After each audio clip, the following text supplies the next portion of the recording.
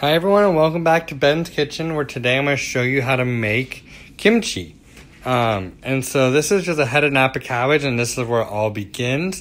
And so I just washed it off, and so I'm basically going to cut this into quarters lengthwise, and then I'm going to cut it into slices, into like chunks, like kind of like that big. And I'll put this in the bowl and I'll show you the next step after that.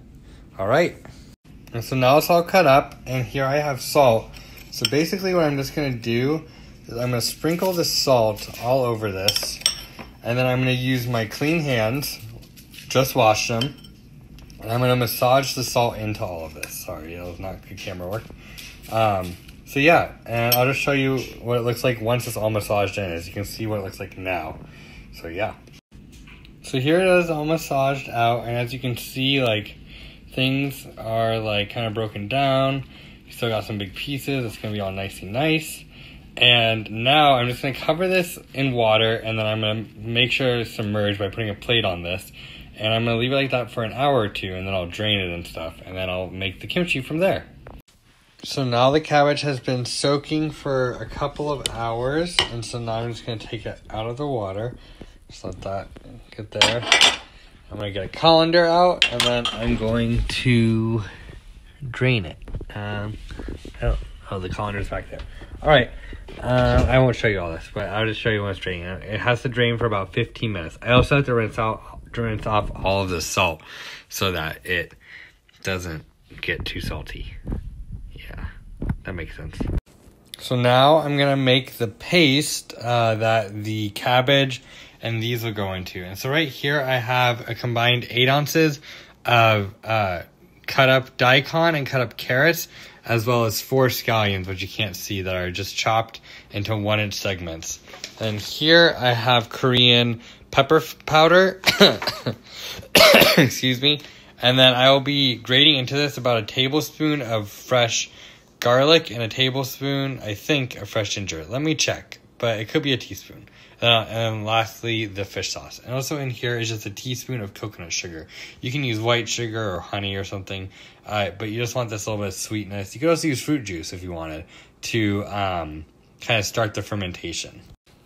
So I lied. It's actually just 1 teaspoon of the ginger here. And I'll peel that and grate that after I do the garlic.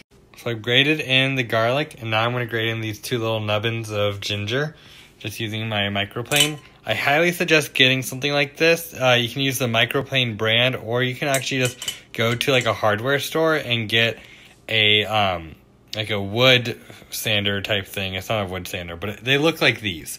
They don't have handles usually, but they're like cheap. They're like $6. So yeah, let me just put in the ginger and I'll show you the next step.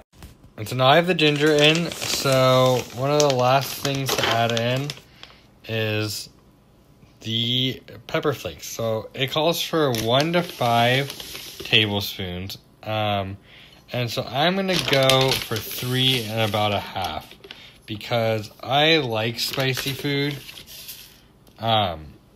And so that's good. That looks good to me. And then lastly, I'll put in these 2 tablespoons of fish sauce.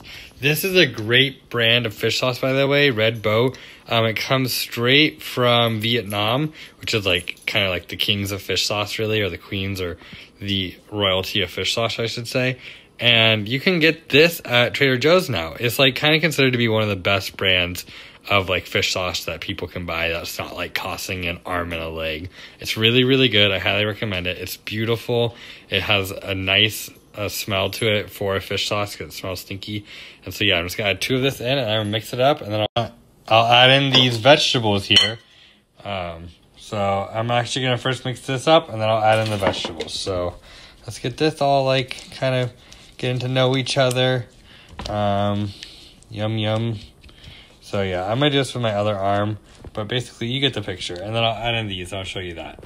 So that's all mixed up, and now I'm going to add in these veggies here. They're really good. Get all those out. That guy. So yeah, and I'm just going to fold these kind of in. Yeah, and then I will mix it with this, and I'll add in the cabbage next. All right, here's the cabbage. It's been draining this whole time. Yeah, I'm just going to mix these together, and then I'll add in the cabbage. I'll show you once it's all mixed up. Yay, kimchi time! Here is the cabbage, and then you can see the vegetables poking through. And so I'm just gonna mix this all together. Yum. So here's the kimchi. So a little tip, if you're gonna make kimchi, make sure you actually have jars before you make it. This is all I had. So I would recommend getting like for this recipe specifically with the 1 head of cabbage, you only need like a 2-quart jar and like a pint jar. So that would be perfect. And you see that I packed it in here. This is a blue tinted jar. And there's actually brine that's covering the top. And that's what you want for it to ferment. This one probably won't ferment as well, and that's okay. And so I'm going to leave these on the counter now for 1 to 5 days, and they will ferment nicely. Another note is that shrimp, salted shrimp is normally used in kimchi. And I couldn't find it at the Asian supermarket, so I just omitted it and used a little more fish sauce. That's totally fine. Also, carrots aren't traditional, but I really like them in kimchi, so that's why I added them. All right, come back in about 3 days or so, and we'll show I will show the final product of what it looks like, and maybe show you me opening these to kind of get you the full picture of what kimchi is like. You could eat it now, but it won't really be kimchi. It'll taste kind of weird and not very acidic like kimchi is known to be. All right, thanks for watching. See you in a few days. So just a little update on the kimchi. As you can see, this one has overflown and is on the top of that. That's why I put it up there. So that just means that there's a lot of fermentation. It also means that this lid is not airtight, which is actually fine when you're fermenting something, but I'll have to maybe change it into a different container when it's all done fermenting.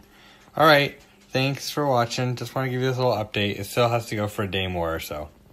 Bye. So, the kimchi is all done. Even though I opened it up here, you can kind of see where all of those bubbles are. And you can see them coming up. That's from the fermentation. And I decided to take some out here so you can actually see what it looks like. So it's definitely become a lot more soft, but it's still crunchy. And now it'll have that, I'm saying a lot, sorry, the more acidic taste. And that's from the lactobacteria, and that's something called lactofermentation, which is basically most fermentations that we do with vegetables or milk and stuff. So that's like what happens with yogurt. And just because it's called lacto doesn't mean that it actually has milk in it. You don't need milk. And so yeah, this kimchi's all done and ready to eat, and I'm just going to refrigerate it. It gets better in the refrigerator after a few days or weeks even. So I'm just going to transfer this to a different glass container, one that's bigger than that. And yeah, kimchi time. This will go really well in ramen and fried rice.